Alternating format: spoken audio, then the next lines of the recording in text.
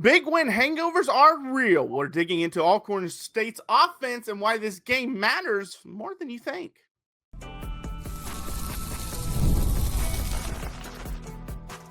You are Locked On Mississippi State, your daily podcast on the Mississippi State Bulldogs, part of the Locked On Podcast Network, your team every day.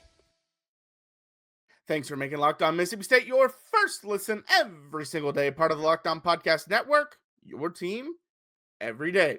This episode is brought to you by Mazda. Like our players, we sweat every detail because when you make every move count, pulling off the unexpected is only the beginning. Stay tuned later for highlights in this week's Moving the Game Forward. Mazda, move and be moved. My name is Jaron Spor. I'm a national college football writer at Alcorn Sports. That's Landon McBride. We got Preview Friday for you today. We're going to dive into the defensive preview for Alcorn State. Then we will give our game prediction. That's next up in Starkville. But first, like we do on every single Friday during the season, we start with the offense. Landon, what has stood out to you about Alcorn State's offense? That it's a little inconsistent. That was the first thing that jumped out to me. But really, it's Jacorian Sewell. He is the best offensive player, it seems, through 2 games. You know, it's not always easy to pick that out if you're not super familiar with the team, because sometimes someone just has a huge game. You go back, you do a little box score scouting because it's not easy to find tape on these guys. But hey, through 2 games, he's got 176 yards and a touchdown and broke an 80-yard touchdown run. So seems a little explosive.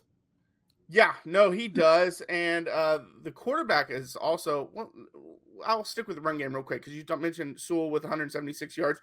Reggie Davis, transfer from Tennessee Chattanooga, he has 116 yards on a team-high 27 carries. So it seems like he's getting the most carries, but obviously, as you mentioned, Sewell had the big running. 5, so it's yeah, and it just shows that they're going to run them both quite a bit. Yeah, and then Jalen Tolbert is the quarterback. He transferred in from Howard. He actually beat out Tyler Macon, which ended up moving Macon to wide receiver. He was a 4-star quarterback who spent 2 years at Missouri. So, not working out the best in his career, but maybe he found a spot at wide receiver. But Tolbert has thrown 42 of 77, 350 yards and a touchdown, but he has a pair of interceptions as well. He'll run more when he's flushed out of the pocket, but he has negative 14 yards on 6 carries. So it's not really something that's in his arsenal that it's like, I got to watch out for this. Right. And, 54% completion, it's in that ballpark with the 2 picks. It kind of like, are the receivers not getting open? Is he not super accurate? Really what's going on with that? Because it seems like they've kind of a little trouble finding a rhythm. You look at the scores from their 2 games, they're 0-2, lost both by 10 points. One, they scored 31 points, though. So it was not the offense's fault. Yeah. That they lost that game. So you kind of just wonder if they're just having those early season struggles, not really getting on the same page yet. Yeah, and that kind of stuff can be worked out, to your point. And so you are curious what all happens. Cedric Thomas talked about Tolbert. He said he's had a really good spring and really good summer. He's grinding now. So just your typical coach speak on that. As far as Sewell, he says, my thing is, I've told him personally, is how can we help him get to the NFL? We owe him that. He's been around. He's got to help himself. He's got to stay on that jugs machine and catch the football better. He has to continue to work on his pass pro. We have to take some of those carries off of him. So first off, he's telling you something he's weak at right there, which is the pass protection. So you need a blitz when he's out there.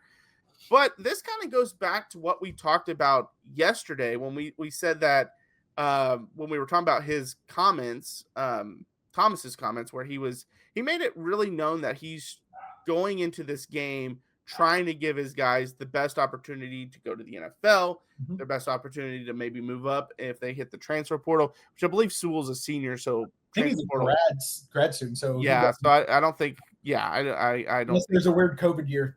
Right. You never know about that kind of stuff. But he had a strong year last year, 801 yards, 6 touchdowns. But as Thomas mentioned, he's not been much of a receiving threat. He only has 13 catches in his career for 68 yards. So that's something he's going to have to get better at, because if he's on the field and he's struggling pass blocking and he's struggling catching the football, if he's out there, they're probably running the football.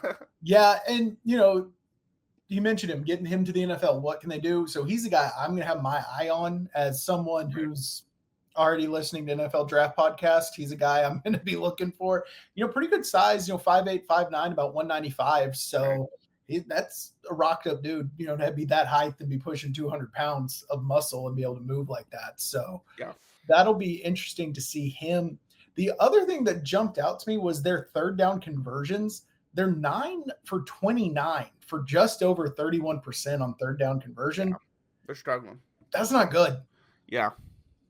Yeah, no, you're right. I don't have anything else to add to that. No, you're right. I mean, and a big part of it is because they are getting themselves in bad positions. They're not getting many third and shorts, which we know when there's an upset brewing, that's the stuff that you have to do as an offense, is you have to give yourself more third and manageables, and they just haven't been able to do that.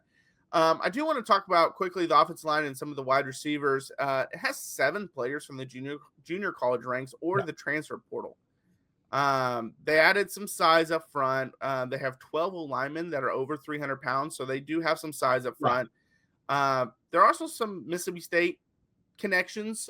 Former Mississippi State recruit Amarian Blakes actually leads the team with 8 catches. They ended up not offering Blakes, but he was a guy that they were kind of recruiting early on. And Jarvis Rush is another guy. He has the lone touchdown reception of the season. He's got 7 grabs. So those are kind of 2 guys to keep an eye on at receiver. And then, like I mentioned, a whole makeshift offensive line. So it's kind of hard to tell what you're going to expect there. I mean, it hasn't been good up to this point. Yeah. Hasn't been bad by any means, but they haven't been dominant either. And you're an SEC defensive line, even without Will Whitson, you need to dominate the game. Yeah, you have to, especially when they're still figuring it out. When you have a talent advantage and they're not like set in stone with a bunch of returning vets that have all played together, right? You should be able to, even if you can't just overpower them one-on-ones, you got to run some games, get a little interesting. And that's actually something I would expect to see from Mississippi State here, is run some interesting blitz packages. One, to get it not really on tape for other teams to look at, but you do it in game situations, and hopefully you get to see it succeed. So your players then know what it's supposed to look like going forward. So it should be, I think we're going to have a massive talent strength advantage, obviously FCS to SEC in the trenches on that side. Yeah. And it needs to show. That's the thing. Like, and I mentioned in the intro to this that this is a trap game because you're coming off the emotional win. And so we're about to learn how this team handles success. They didn't have success last year. We don't know how they handle success. We don't know how Jeff Lebby handles success as a head coach. And we don't know how he can get his guys refocused after a big win. So these are things that we're about to learn. And again, I'm not saying that beating Alcorn State is like this amazing thing and, it shows that they're on the right track. But if they go out and dominate the game, you're feeling pretty good. Okay, they had success, they handled it well, and they dominated, and especially if they get off to a fast start. Now, if they get off to a sluggish start, you have some red flags, especially if they end up having a closer game than they should. But even if they pull away later, you're still like, okay, they didn't handle success well. Now, you're lucky it's against an FCS opponent is your next game, because if you have success and win an SEC game, you don't have that luxury later on. So you need to be able to handle success well. And so that's something I'm ready to see from a Jeff Lebby-led team. Yeah, they have to see how they handle success. And I want to see them control the game.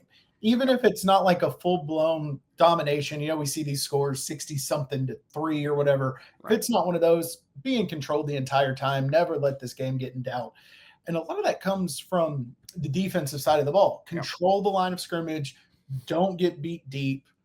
Which I feel, just based off of what we're seeing from, the couple of highlights, quotes, and stats, that should be well within the reach for this team to do.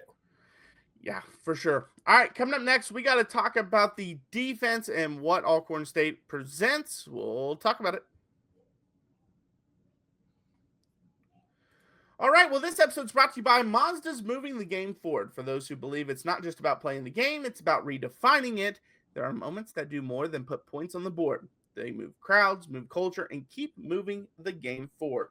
This week's moment that moved the game forward is obviously the game-winning touchdown pass from Blake Shapen, the 58-yarder to Brennan Thompson. We've talked about it ad nauseum all week long, but we're going to talk about it some more because it was such a great play. Obviously, it's a major moment for Mississippi State, for Jeff Lebby, who needed a signature win in his career, especially with all the doubts. We even heard it in our comments in the offseason about how people wanted to see results on the field. They were able to do that, and it was all because of that moment. So shout out to Brennan Thompson and Blake Shapen, who are moving the game forward, and shout out to the offensive line, who doesn't get enough credit for blocking really well on that play as well. Because when you follow what moves you, the unexpected is only the beginning. And just like there's more to every highlight, there's more to a Mazda vehicle. Mazda, move and be moved. All right, well, thanks for making Locked On Mississippi State your first listen every single day, part of Locked On Podcast Network, your team every day. All right, Landon, what stood out to you about their defense? That they do not have a sack on the year. I was hoping you'd bring that up. Right before we hit record, Landon goes, wow, they don't have a sack all year. So I'm glad you brought that up. Yeah, they don't have a sack. I thought it was a typo just looking at, one of those things where like someone had a sack and it didn't get transferred over to like the cumulative statistics or something. No, not a single player has recorded a sack. And Mississippi State's offensive line has looked very good through two games. So I think that tells you a lot about what this offense should be able to do. If they can't generate pressure or and there's not many tackles for losses. I'd have to go back and count them. I think it's somewhere like 5 or 6, I think. So not a ton of those either. And if they're not getting penetration on running plays, no pressure, you can easily control that line of scrimmage and pretty much do what you want. Right. Yeah, no, you're spot on. And some key names to know out there. Stamarian Edwards, linebacker, he kind of leads the team in tackles, leads the charge with 20 tackles on the season. Former Mississippi State linebacker, Tobias Hinton, he's actually third on the squad with 13 tackles. He also forced and recovered a fumble. He didn't end up recording his stat when he was in Starkville, but he's now playing for Alcorn State. Former Southern Miss Golden Eagle defensive back Markel McLaurin, he has the only interception on the season. So it's a team that doesn't get a lot of sacks, doesn't get a lot of tackles for loss, and it forced, 2 turnovers this year? Yeah, 2 turnovers, 1 fumble, 1 pick. Yeah, so not great. And McLaurin has 5 tackles for loss. I was a little off. Yeah. McLaurin has 5 tackles and a pass breakup as well. So, yeah, there's not a lot of positives on the defensive end. They're allowing 30.5 points per game. Gideon Spotsville was a guy that Thomas brought up. He was interior defense lineman, got moved out to edge. Thomas said he had to play inside last year, but he's just too small for inside. Now we get to move him on the edge. We're expected Spot to dominate this year. He's a leader, and the guys look up to him. He hasn't done much this year, as you mentioned. Tackles for loss, sacks, really, hasn't come to fruition. Yeah. And it's not like they're playing FBS schools to start the season, like some really good ones or anything. They lost to Northwestern State 20-10 and Alabama A&M 41-31. So it's not like they're playing these juggernauts either. Yeah, another thing that kind of jumped out is they have 4 pass breakups on the season. 2 of those are by defensive linemen. Yeah. So batting balls. So watch out for that. Well, one of those guys is 6'1", 280. So I feel like he might have a little bit harder time getting up to swat that down. There's nothing that we can read on this defense that says Mississippi State can't control this game from start to finish on the offensive side. We mentioned there's a couple explosive players that they have on the offensive side that you have to keep your eyes out for. Yeah. But on this defense, they've done nothing to be like, oh, there's this defensive lineman that could actually, like some pass rusher that's either going pro or going to be at a Power 4 school next year. It's just they're just kind of there.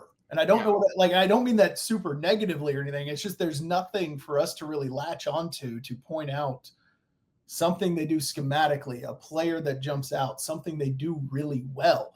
They just are kind of out there. Yeah, as you mentioned, they only have 4 pass deflections. and 2, like you said, 2 of them are defensive linemen. They have the 1 interception. I did short them. They did get 1 other fumble. So they got 3 turnovers forced this year. I guess the positive is their kickers 5 for 5 on extra points and There you go. 2 of 3 on field goals. I mean, I'm trying to find positives for them, and this is my overall point. We're looking at the stats and things like that, just like Mississippi State is. They're watching the film, and we've watched some stuff from Alcorn State as well. It's very easy to go in this game and be like, this ain't no problem. We're going to coast to a victory. But if you come in with that mindset, that's exactly how you get beat by teams you shouldn't get beat by. And, I love the Nick Saban story about when Alabama played, I believe it was Georgia Southern that they played. Mm-hmm. And I think it might have even been the 2011 team. I think it was back in 2011. And so that's a team that Alabama eventually, national championship players all over the roster. And Saban said there wasn't a guy that started on that roster that didn't play in the NFL. And they won that game 45-21, but they allowed 302 yards rushing in that game. And he talked about, he said, we had all these great players, but because their mindset wasn't right, I'm not going to say exactly his words because I don't think we can say it on a podcast, but he said they ran all over us and down our throat, even though we had NFL players up and down that field and they didn't. And that is the truth. If your mindset's not right, that can happen in this game as well. And that was a Georgia Southern team. They went 9-2, but their quarterback threw for 39 yards and they threw 7 passes the whole game, but they ran for 302 yards on almost 8 yards a carry. Yeah, so that's what we kind of talked about. Exactly. You have to come out ready to play, even though there's nothing that they put on tape or in the stat sheet that says they can compete with you. Right. You have to go out there thinking and playing like they can. A couple other stats. Teams are 8 for 8 on red zone attempts to touchdowns against them. And teams are converting about 41% of their third downs. So, again, there's just nothing here that tells me this offense isn't going to just, do what they want, have, just impose their will. Whether Lebby wants to just run the ball all day or get Shapen in a rhythm early and get the starters out. Like, I don't know what else to. I said it on Tuesday's part. Was that the one you weren't on Tuesday? Yes. I think it was Tuesday. It was about the run game. And I was saying that this is a game that you and I both think that the running game is the best part of the team. And so far up to this season, it hasn't been. Yeah. I said this is a game they need to establish their will. And I'm not saying they need to run for 300-400 yards, but they need to eclipse 200 yards rushing in this game. Yes. And they need to force it, in my opinion, because they need to get that fixed, because I still think that is the best part of this team. Even though the offense, the passing wise, led them to the victory over Arizona State, and that's been a big focal point, I still think the running game is the best part of the entire team. I agree. And I think they almost need to force it until they get it right. Mm-hmm. And this is a team that you should be able, because of how massive our offensive line is and how little their defensive line is, you should be able to run it down their throat. And maybe you do go for 300, but this needs to be a game that you go over the 200-yard mark at least. Yes, exactly. And with the running back talent we have with Davon Booth and Fluff Bothwell, both very different styles of runners. And you see it in the few really good runs they had. Booth in the last game, you saw his vision. That's what makes him so special, is his vision and ability to cut. And Fluff, someone mentioned it in one of our comments, he doesn't have great vision. Yeah, sometimes he doesn't, but he usually just runs over that person he should have cut around, so it works. I will say, if you watch the all 22, you can find every running back misses a hole. Yes. I mean, it just happens. Now, the better ones find it more often than not, but a lot of times you're going to find plays where they just miss it. Right. It happens. All right, coming up next is an upset in the making. Landon and I will give our predictions. Don't go anywhere. When I'm on top of my hydration, I notice everything works better. My energy, my mood, my focus, even my skin. But getting enough fluid every day isn't always easy. That's why I've been loving Drip Drop. Drip Drop is doctor developed and scientifically proven for fast hydration. It uses the perfect balance of sodium electrolytes and glucose to help your body absorb fluids quickly, delivering 3 times the electrolytes and half the sugar of a leading sports drink. And my go-to flavor, well, I have 2 of them. It's lemon lime and watermelon. Those are my 2 favorites. All of them are good, but those are my 2 favorites. Lemon lime, it reminds me of, playing baseball, football as a kid. Tastes just like that. And the watermelon, it tastes like real watermelon. The flavors are so good. And I've tried a lot of different electrolyte powders, sport drinks, all that, but nothing tastes as good or works as fast as Drip Drop. And I like the zero sugar ones. They taste great. And I always keep a few with me, especially in the morning, because getting hydrated in the morning is incredibly important, and it's not always fun or easy to drink enough water. So having a Drip Drop in the morning is a great way that I am able to stay on top of my hydration. And right now, Drip Drop is offering Locked On listeners 20% off your first order. Just head to dripdrop.com and use promo code LOCKEDONCollege. That's dripdrop.com, promo code LOCKEDONCollege for 20% off. Stock up now before the heat hits hard. It's almost the weekend, and time to look back and crown this week's MVP on Who Delivered, powered by DoorDash. Just like you can win every Saturday with DoorDash Streaks, saving more every time you order. These players delivered when it mattered most. Let's break it down. And for Mississippi State, Brennan Thompson delivered in a huge way. He had a massive game. We also, the touchdown early in the game, but then fourth quarter, game-winning touchdown pass, absolutely burned the corner, ran it in. I mean, when the pressure was on, he really came through. No hesitation, no delay. You've been watching week after week. This performance wasn't a fluke. Brennan Thompson is on a streak. And just like Brennan Thompson delivered for Mississippi State, DoorDash delivers your Saturdays with DoorDash Streaks. You save every Saturday. You order, stack it up all season, and you can save up to $250, including $100 in DoorDash credits. Order this Saturday. Keep the streak alive. Fuel your game day only with DoorDash. Terms apply. Promo period through November 18th. All right. Well, thanks for making Locked On Mississippi State your first listen every single day. Part of Locked On Podcast Network, your team every day. All right, Landon, what's your score for this one? I almost went with upset, but we did that on Thursday. We already did that. What's your score? Not picking an upset this week. I've kind of had a hard time coming up with this one because when you play games like this, you never know at what point is the better team going to take their foot off the gas. And right. So I've kind of been going back and forth, but I'm calling 42-10. I like that.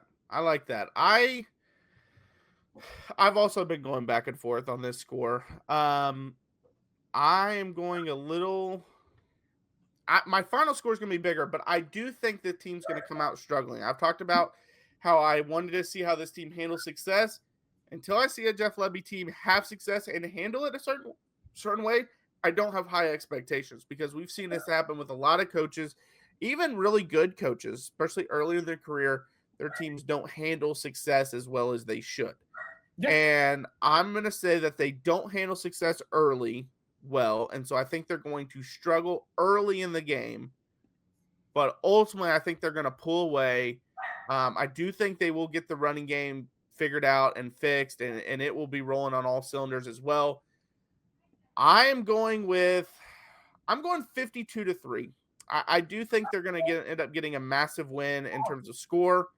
There's nothing about Alcorn State's offense that I'm like, man, that could pose a problem. Now, obviously, any of it could pose a problem if they're not focused on the game, right? But I just don't feel like there's anything that I feel could really cause any issues. Yeah. Or at least shouldn't cause any issues. Right. I think essentially we're going to see a lot of the backups in the second half. I really think it'll be interesting. That's fair because we don't know the depth yet. How good the depth is. Right. So that's when the scoring could happen. One of the things I'm very interested in is kind of to see what happens with quarterbacks after they pull Chapin. Like, do they get does Croman Hawk? I bet they do a quarter and a quarter is kind of, but I hope they lets them actually run the offense this time, because when they pulled them in against Southern Miss, it was kind of just handoffs for the most part. Right. But I would like to see them continue to run the offense just so those guys get actual game reps and not just reps taking snaps. I would love this game to be over at halftime and see Cromanhawk play the third and Taylor play the fourth, personally. Yeah. Like that would be my ideal scenario. Yeah, absolutely. I agree with that one. I also wouldn't hate seeing either one of them play the entire second half and letting them run the offense, just because that would let you know who he sees as the backup this year. That doesn't mean anything about who he sees as the future quarterback of Mississippi State. It just lets you know who the backup is and would get them valuable reps to where if Shapen does have another injury, they're more ready to jump in. Yeah, for sure. All right, so those are our predictions. Let us hear yours. Put it in the comments below. And real quick, it's another big moment on Locked On. College football fans, Locked On and Fire TV present College Football Kickoff, your ultimate college football weekly preview.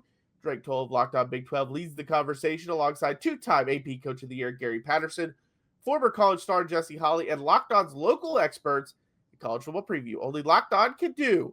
Catch College Football Kickoff every Thursday throughout the season, only on Fire TV. I'm Jaron Spor. Check out my work over at Athlon Sports. That's Landon. Follow us, Locked On Mississippi State. We're on YouTube, Instagram, TikTok, and Twitter. We post daily videos Monday through Friday. For Saturday, we will give a game preview. We will give a game post-game video as well, so check that out. And yeah, hopefully on Monday, we're talking about a great performance and handling success well. So hope for that. But until next time, Hail State. Hail State.